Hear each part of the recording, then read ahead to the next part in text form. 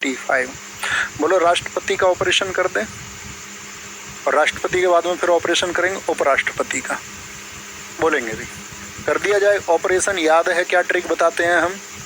30 वर्ष पुरानी ये ट्रिक बताओ भैया, राजस्थान ज्ञान की कौन सी है आपका? बोलो राष्ट्रपति की ट्रिक। और राष्ट्रपति सारे का यहाँ पे मैं क्वेश्चन पूछने वाला हूँ आपसे, अवेयर रहना, बड़े ध्यान से क्वेश्चन को सुनना। प्रेसिडेंट के बारे में बात कर रहे हैं, प्रेसिडेंट के बारे में बात कर रहे हैं। तो प्रेसिडेंट के बारे में जब हम बात करते हैं तो क्या बोलेंगे? आर्टिकल कहाँ से शुरू होता है प्रेसिडेंट का पद? ये 52 से शुरू होता है। इसको बोलते हैं पकानी कोका। बोलो सारे लोग, पकानी कोका कोका दुयोदशम। क्या बोलेंगे?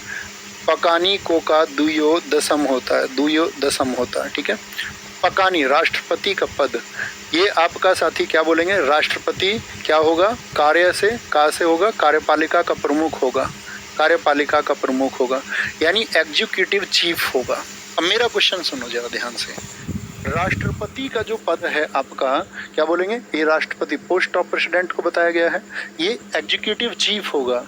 इसको रबड़ की मोहर कहते हैं या नहीं कहते हैं? रबड़ की मोहर किस आर्टिकल में थोड़ा सा बयान होता है? क्या बोलेंगे भैया? वो आपका आर्टिकल 53 में। क्यों? क्योंकि वास्तविक शक्तियां इसके पास हैं क्या? यस और नो। आप कहीं नहीं भैया, वास्तविक शक्तियां तो किसके पास हैं? वो तो प्रधानमंत्री के पास में है। आर्टिकल 54 में अगर हम बात करते हैं, क्या बताया गया है? आपका निर्वाचन यानी कि इलेक्शन को बताया गया है। किसको बताया गया है? इलेक्शन को बताया गया है। और कौन व्यक्ति हैं जो भाग लेंगे इलेक्शन में, ये मेरा आपसे क्वेश्चन है, फटाफट से बताओ। तो जितने भी लोकसभा हो या आपका राज्यसभा हो या विधानसभा हो, इनके साथ ही कौन भाग लेते हैं? हमेशा याद रख लेना, निर्वाचित सदस्य भाग लेंगे। कैसे सदस्य भाग लेंगे? निर्वाचित सदस्य। निर्वाचित का मतलब क्या होता है?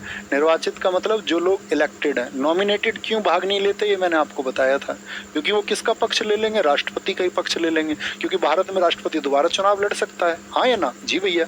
तो दोबारा लड़ेगा तो राज्यसभा में अगर वो 12 व्यक्तियों को भेजेगा तो वो 12 व्यक्ति किसको वोट करेंगे जरा बताओ? 12 व्यक्ति किसको वोट करेंगे? वो भैया आपका राष्ट्रपति को ही वोट कर देंगे, पिछले वाले भैया इन साहब ने हमको बनाया था, हम तो इनको ही वोट करेंगे। तो इसीलिए उनको बाहर रखा गया। तो याद रख लेना, ऐसे याद कर सकते हैं कि भैया कभी भी आपका निर्वाचित सदस्य भाग लेंगे जो आपका नामांकित हैं, नॉमिनेटेड हैं, वो कभी भी भाग नहीं लेंगे। नॉमिनेटेड लोग कभी भी भाग नहीं लेते हैं। विधानसभा लेती हैं सभी राज्यों की भाग, यस और नो? जी भैया। तो मुझे बताओ विधानसभा यूटी की कौन कौन सी हैं जो भाग लेती हैं? विधानसभा यूटी की कौन कौन सी हैं? तो आप बोलेंगे भैया दिल्ली विधानसभा भाग लेगी या नहीं? जी भैया। आपका मैं बात करूं, पुडुचेरी विधानसभा भाग लेती है, क्योंकि दिल्ली और पुडुचेरी में विधानसभा है। जी भैया। तो दिल्ली और पुडुचेरी को जो साथी आसान बनाया गया वो आपका बनाया गया 70वें संविधान संशोधन 1992 से, राष्ट्रपति के चुनाव में इनको जोड़ा गया था। अब एक यूटी और बच चुका है, जम्मू और कश्मीर, वहां पर भी तो विधानसभा है। कितनी सीटें विधानसभा की वहां पर? 31 अक्टूबर 2019 से ये भी राष्ट्रपति के चुनाव में भाग लेता है। तो जिन भी राज्यों में आपका साथी विधानसभा है या जिन यूटी में भी आपका, तो कितने यूटी हैं? 3 यूटी हैं जिनमें आपका यूनियन टेरिटरी यानी कि केंद्र शासित प्रदेश, जिनमें क्या है आपका विधान आपका सभा है, तो वो भी भाग लेंगे। ये 31 अक्टूबर 2019 से, इसके लिए संविधान संशोधन नहीं। अच्छा, निर्वाचन हो गया। अब मुझे बताओ राष्ट्रपति चुनाव के लिए जो कोटा है, यानी कि जो आपका साथी कोटा उनको लिए चाहिए। कोटा का मतलब होता है आपका, अगर हम बात करें मैनर ऑफ इलेक्शन, जो चुनाव की रीति है, यही तो मैंने बताया, मैनर ऑफ इलेक्शन, यही तो हमारा क्वेश्चन था। मैनर ऑफ इलेक्शन की बात की गई है। चुनाव के लिए जो साथी निर्वाचन होगा, एक व्यक्ति एक विधायक के मत का मूल्य जो लगेगा वो कैसे लगेगा। कार्यकाल कितना होता है बताएंगे? कार्यकाल कितने दिनों के लिए चुना जाता है भैया? कार्यकाल 5 वर्ष के लिए, 5 ईयर के लिए उसको चुना जाता है। ठीक है, चुना जाता है। और उसको दोबारा चुना जा सकता है या नहीं? बोलेंगे दोबारा निर्वाचन हो सकता है, यानी दूसरे मतलब है दोबारा निर्वाचन। कौन व्यक्ति हैं जो 2 बार राष्ट्रपति बने हैं हमारे? री इलेक्शन की बात की गई है। री इलेक्शन, कौन आपके प्रेसिडेंट हैं जो री इलेक्ट हुए थे, 2 बार भारत के राष्ट्रपति बने? एक ही व्यक्ति हैं, वो ज्यादा नहीं है। बताओ जी, राजेंद्र प्रसाद जी थे। इनके चुनाव के लिए साथी जो योग्यता है, योग्यता का मतलब क्वालिफिकेशन है। क्वालिफिकेशन क्या चाहिए बताओ जरा? क्वालिफिकेशन क्या चाहिए? क्वालिफिकेशन कोई पढ़ाई लिखाई में चाहिए? नहीं भैया। 35 तो एज चाहिए, 35 तो एज चाहिए, ठीक है, भारत का नागरिक हो, और साथ में क्या बोलेंगे यहाँ पर, दिवालिया ना हो। और एक कंडीशन कौन सी होती है, सबसे इंपॉर्टेंट है, लोकसभा का सदस्य चुने जाने की योग्यता रखता हो।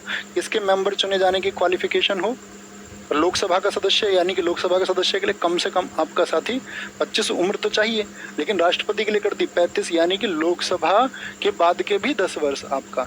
और जो लोकसभा का सदस्य चुने जाने के लिए शर्तें चाहिए। दशाएं की बात करें, आपका दशाएं का मतलब होता है सैलरी। तो सैलरी बताना कितनी होती है राष्ट्रपति की, आपका 5 लाख रुपए। उपराष्ट्रपति की कितनी तनख्वाह होती है वाइस प्रेसिडेंट की, वो 4 होती है। शपथ, जो इनकी शपथ होती है वो किस में बताई गई है, तो कार्यकाल 56 में हो गया, दोबारा निर्वाचन री इलेक्शन 57 में, क्वालिफिकेशन 58 में, सैलरी 59 में आपका, और जो 60 में क्या है, इसकी शपथ बताई गई है। शपथ मुझे बताओ कौन दिलाएंगे इनको, शपथ कौन दिलाते हैं इनको, बोलो भी फटाफट से, शपथ कौन दिलाएंगे इनको? सारे दोस्तों का आंसर आना चाहिए कि भारत के राष्ट्रपति को शपथ कौन दिलाते हैं, तो चीफ जस्टिस ऑफ इंडिया दिलाते हैं, chief justice of India.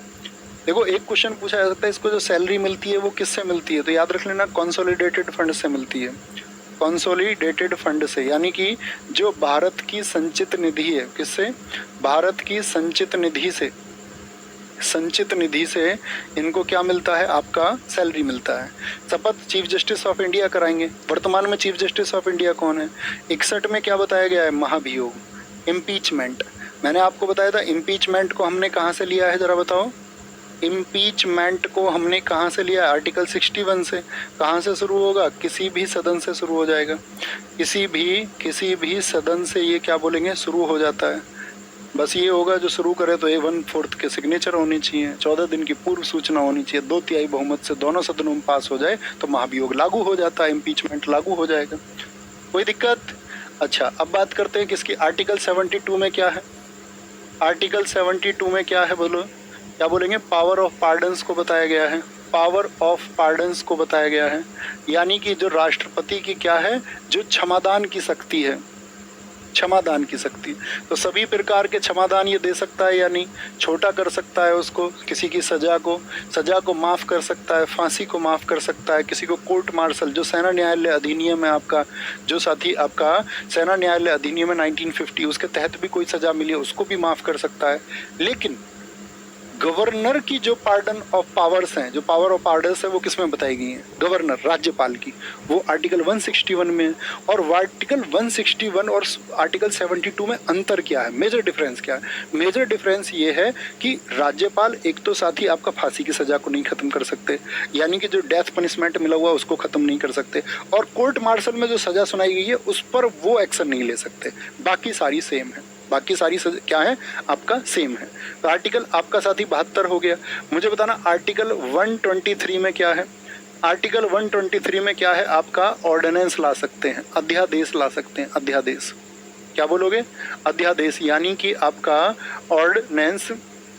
Ordinance लागू हो सकता है। ऑर्डिनेंस जो साथी ये लेके आएंगे, तो आपको याद है कि संसद में मैंने आपसे क्वेश्चन पूछा था, क्या संसद 12 महीने चलती है?